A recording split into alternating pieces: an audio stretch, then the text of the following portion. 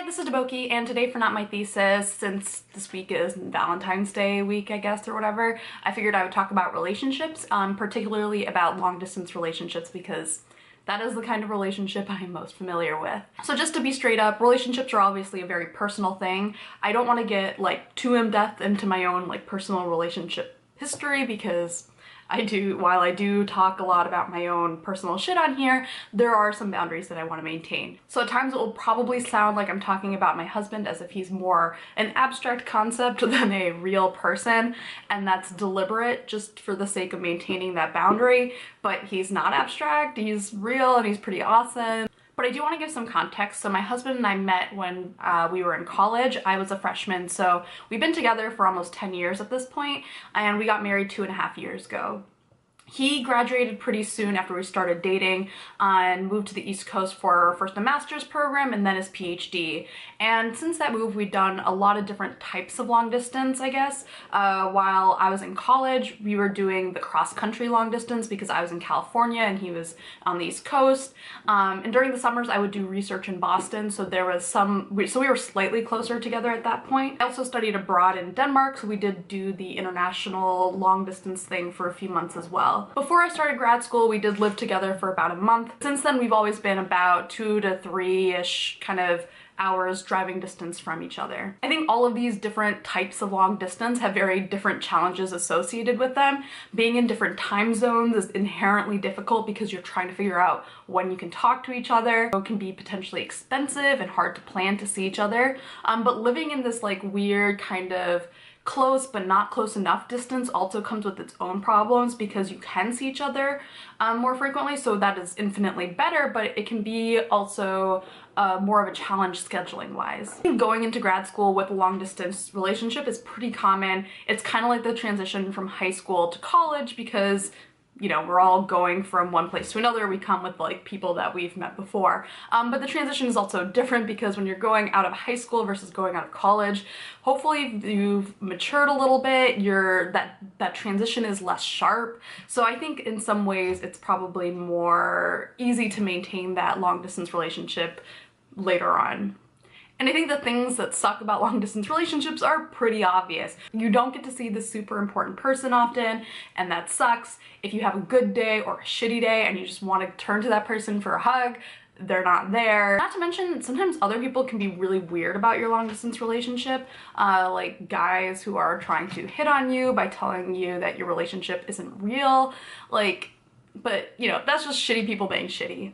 If you're in a long distance relationship, seeing each other is this huge to-do, especially if you're really far apart. You have to plan far in advance. It can be really expensive if you have to fly. Even if you're not flying, the cost can add up really quickly if you're driving and all of this stuff. And it requires a lot of planning. If you're also trying to balance all of this relationship scheduling with, say, experiment scheduling, that can be tons of fun. Because let me tell you, your cell lines do not care if you have not seen your significant other in 3 weeks. And then when you do actually get to see each other, that whole visit is like an event. So it's a different version of seeing your significant other compared to if you're seeing them every day. It's really easy when you are in that kind of situation is to put a lot of pressure on yourself to make those visits be amazing. Because it's because it's one of those few moments where you get to be with your significant other, you want everything to be perfect. You don't want anything bad to happen. You want only fun events, only smiles. You don't want any fighting. And that's a lot of pressure to put on a relationship when you're seeing each other, because people who get to see each other every day or very frequently, they get in fights. That's just a natural part of being around other people. It's just that because they get to see each other so frequently, their interactions are balanced out, or should be balanced out by, more positive interactions. But when you're only seeing each other very infrequently, those negative moments feel like they carry so much more weight. All of these challenges, I've also felt there are parts of long distance relationships that can be potentially good depending on how you use them. These aren't necessarily universal to all long distance relationships, and they're not necessarily specific. It's not like you can only get them from a long distance relationship, but it is something that for me has helped me to make the best of, what is otherwise not an ideal situation. For me personally, I was pretty young when we had started dating, and I had also not been in a relationship relationship before. And one of the things that's very easy to do when you are young and getting into your first relationship is to become consumed by it. And I think because we did end up long distance, like, you know, within the first year of the relationship, in some ways it helped me to never become so consumed by it that I lose my own sense of identity. Like, I really got to kind of develop myself and, you know, learn more about myself, but also have this person who means a lot to me within my life. It's also allowed us to both have time to focus on our careers at key moments while still having the security blanket of the other person to talk to. And this kind of takes me to maybe my bigger point, which is I think one of the things that long distance can be really good for is forcing you to learn how to communicate, because that's really all you can do. You get mad, like, it's hard to send indirect cues to someone who's in a completely different place from you. You kind of just have to say it. And because your only form of interaction is pretty much just talking, it's hard to act out that fight in other indirect ways. I mean, you can, but it's harder. This really goes for like, you know, positive and negative things in general. Like, if you feel something, you don't really have any other way to share it except just with talking. And I think that is really good practice for openness and communication that is really healthy for relationships in general. Another big thing that, you know, it's important for relationships in general but becomes magnified by distance is trust, because you have to be really mindful about if and why you trust your partner. And with long distance relationships, I think one of the things that's really scary for a lot of people is that potential for infidelity, because you're not with the person all the time.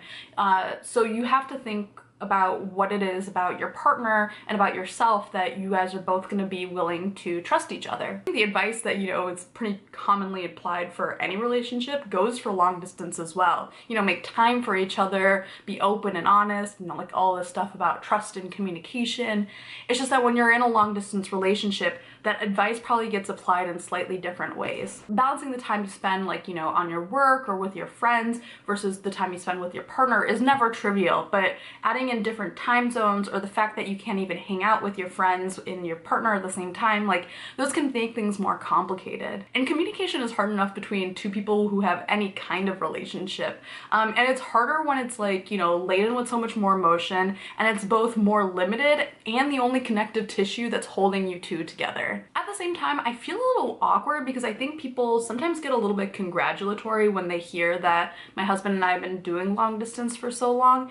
And I think a lot of people think that they could never do it. I think there's so many different types of people and so many different types of relationships, even romantic ones, that, you know, something that you can never see yourself doing might end up becoming the most logical and satisfying solution for the things that are presented before you. And if you are in a long distance relationship that ends badly, it doesn't somehow mean that you were bad at it or that you failed at any of the things. It just means that, you know, it didn't work for whatever reason. The same way that any other relationship that ends doesn't invalidate, you know, the people or the history of the relationship that they had together. But with all that said, I think we would both greatly prefer to live in the same place. And so we're trying to figure out how to make that happen. And it's just kind of hard because we're kind of figuring out when I'm gonna graduate and like what my next step will be.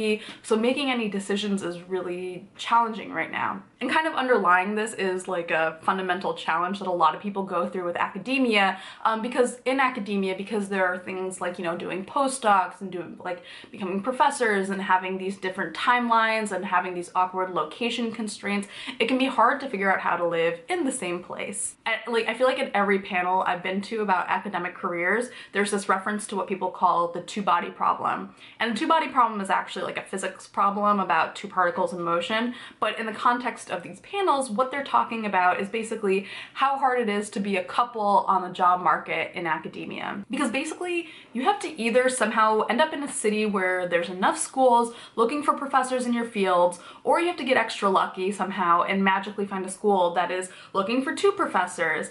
And it's hard enough to get one person a job in the academic job market, but now you have to get two people jobs. You have to somehow be a reasonable distance from each other. So you just kind of have to hope for the best and apply widely, and maybe if a school wants one person, they'll also somehow make something happen for another. And there's really no good formalized way to make any of this happen, so it's just like this loose kind of ball of stress of like, how do academic couples end up in the same place? And it happens, like, there's obviously ways that it does happen, but until it does, it just seems really terrifying. So yeah, like, obviously, like, long distance is hard no matter what field you're in. It's just academia imposing, you know, its strange set of constraints on people. So yeah, thank you for watching. If you are celebrating Valentine's Day, I guess happy Valentine's Day. If you're not, happy February 14th. And if you are in a long distance relationship, good luck with it. And yeah, bye.